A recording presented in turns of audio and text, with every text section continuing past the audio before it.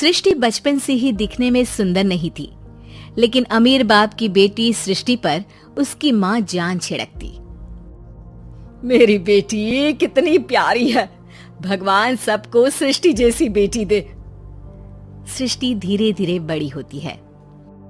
एक दिन सृष्टि की सहेली कहती है, तू दिखने में कितनी अजीब सी है, लेकिन मैं जानती हूँ हम सब में सबसे अच्छी शादी तो तेरी ही होगी। तेरे पापा अमीर जो हैं। और बता नहीं सकते यार, दहेज तो हर कोई देता है, ये क्या ज्यादा ले जाएगी अपने पति के लिए? अरे बड़े शहर में कोठी है इसके पापा की। अरे पापा की है ना, कौन सी इसकी है? इसकी होती तब तो कोई भी लड़का इससे शादी कर लेता। अरे पापा की मतलब पापा की है तो मेरी ही है ना? किसने कहा? अब तेरी तो तब होगी ना जब तेरा भाई ना हो। वैसे भी शादी के बाद सारी प्रॉपर्टी भाई के नाम होती है। सृष्टि समझ जाती है कि उसे किसी भी हालत में माँ बाप की सारी प्रॉपर्टी को अपने नाम करना है, लेकिन कैसे?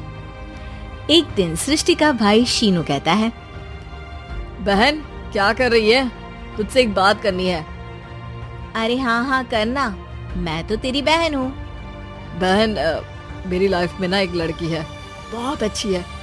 मैं सोच रहा हूँ माँ और पापा से बात करूँ शादी के लिए। सृष्टि को समझ में आ जाता है कि भाई की शादी होते ही भाभी उसे एक दिन भी घर में बर्दाश्त नहीं करेगी। क्या बात है भाई, बताना कौन है वो? यार वो बहुत अच्छी लड़की है, पढ़ी लिखी है, मेरे साथ जॉब भी करती है। बस एक प्रॉब्लम है। प्रॉब्लम? क्या प्रॉब्लम है भाई? यार वो शादीशुदा है, लेकिन उसके पति ने उसे सिर्फ इसलिए छोड़ दिया क्योंकि उसके माँ बाप दहेज नहीं दे पाए। सृष्टि ये सुनकर न जाने क्यों खुश हो जाती है। अरे भाई तो क्या हुआ, लड़की तुझे तो पसंद है ना? शीनू को लगता है कि बहन उसे समझ रही है। वो इस बात से अनजान होता है कि उसकी बहन की मंशा पूरा घर हड़पने की है। सृष्टि अपनी माँ से कहती है, मम्मी मुझे तो बहुत चिंता है, पता है शीनू क्या कर रहा है? अरे क्या कर रहा है, वो तो काम पर जाता है और वापस घर आता है। नहीं ना माँ, वो यही तो नहीं कर रहा, बाकी सब कर रहा है।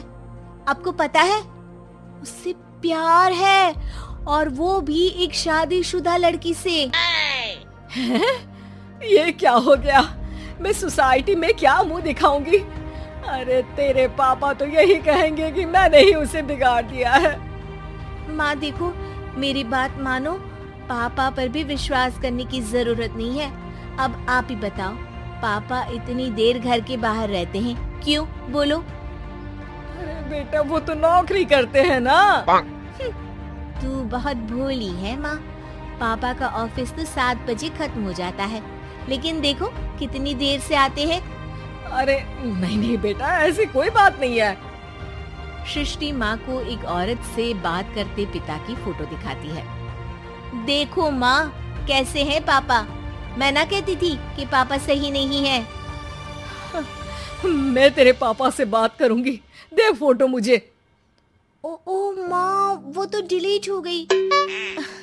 लेकिन चल, तूने तो देख लिया ना, पापा से बाद में बात कर लेना। और हाँ, मेरा नाम बिल्कुल मत लेना। हाँ माँ। अब क्या था, सृष्टि के माँ और पिता के बीच झगड़ा होना शुरू हो जाता है। सृष्टि के मन में क्या चल रहा था कोई नहीं जानता था। एक दिन, माँ सृष्टि के लिए एक लड़का देखा है, वो लोग शाम को उसे देखने आने वाले हैं। और हाँ माँ, एक खुशखबरी, मैं और पापा मिलकर एक नया बिजनेस ट्राई कर रहे हैं। शाम को लड़का आता है, सांवले रंग का। सृष्टि को तो बिल्कुल भी पसंद नहीं आता। लड़की की माँ कहती है, लड़की का चेहरा तो कोई खास नहीं, लेकिन अगर मेरे बेटे को आप लोग सेटल कर दें तो मैं उसकी शादी आपकी बेटी से करवा दूं। सृष्टि को लड़का बिल्कुल पसंद नहीं था। उसे भाई पर गुस्सा आ जाता है। लड़के वालों के जाने के बाद कहती है, माँ देखा शीनू मेरे लिए कैसा लड़का लेकर आया, न दिखाने लायक न सुनने लायक, सेटल भी नहीं, वो भी हम करे। अरे माँ, मैं जानती हूँ ये मेरी शादी किसी भी घर में क्यों करवाना चाहता है। अरे कैसी बात कर रही है बहन, तूने तो देखा ना, लड़के को मैंने ही मना कर दिया तुझसे शादी के लिए। जिसने लड़का बताया था उसने उसकी बहुत तारीफ की थी। बात आई गई हो जाती है, लेकिन सृष्टि का मन शांत नहीं होता।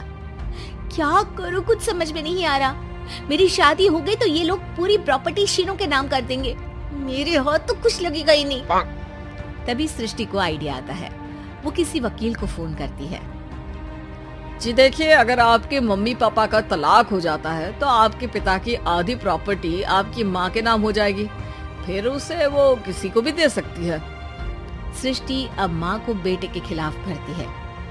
माँ, शीनू पर नजर रखा करो, वो जिस लड़की के प्यार में है ना वो शादीशुदा है। यहाँ आएगी, सारा पैसा, रुपया, जमीन, जायदाद सब हड़प लेगी। पापा का भी हाल तुमसे छुपा नहीं है। ऐसा ना हो कि मैं और आप एक दिन सड़क पर भीख मांगे। हे भगवान, मैं तो जीते जी मर जाऊंगी अगर ऐसा हो गया तो। ऐसा हो गया नहीं माँ, ऐसा ही होगा। अभी समय है, आगे का सोच लो। मैं तो कहती हूँ पापा से आधी प्रॉपर्टी लेकर अलग हो जाओ। पापा की आधी प्रॉपर्टी भी हम लोगों को अगर मिल जाती है ना तो अगले 7 जन्म सफल समझो। बेचारी माँ बेटी के कहने पर पति से तलाक लेकर अलग हो जाती है। सृष्टि अब पैसों से गाड़ी और अपने दूसरे महंगे शौक पूरे करने लगी। उसके दोस्त भी उसके पैसे इस्तेमाल करते। सृष्टि, कल तुम कहाँ थी? मैं सारा दिन घर पर अकेली थी। तो मैं क्या करूं? मैंने ठेका तो नहीं लिया है ना तुम्हें संभालने का। माँ को सृष्टि से ये उम्मीद नहीं थी। वो बैठकर रोने लगती है। वहीं उसका पति यानी कि सृष्टि के पिता आ जाते हैं। मैं जानता था कि तुम्हारा यही हाल होगा, तो आपने मुझे रोका क्यों नहीं? मैं रोकता तो तुम रुकती क्या? सृष्टि के कहने पर तुमने मुझ पर अपने बेटे पर शक किया, लेकिन तुम ये भूल गई कि कैसे हम दोनों ने मिलकर जीवन में इतना सब खड़ा किया।